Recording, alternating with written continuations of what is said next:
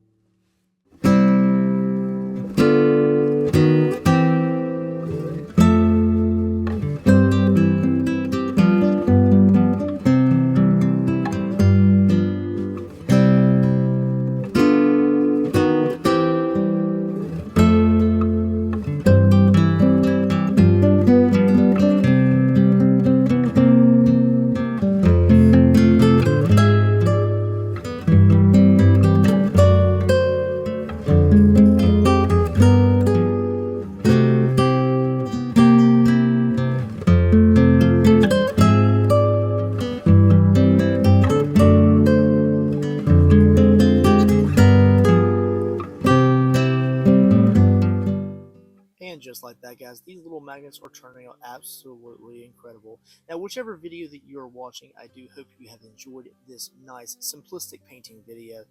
We are just using a lot of simplistic colors, just in different layers to get the overall kind of depth and the overall painting color effect that we would like for each individual pumpkin.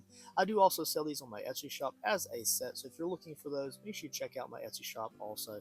Make sure you like and subscribe, guys, and I'll catch you in the next awesome painting video.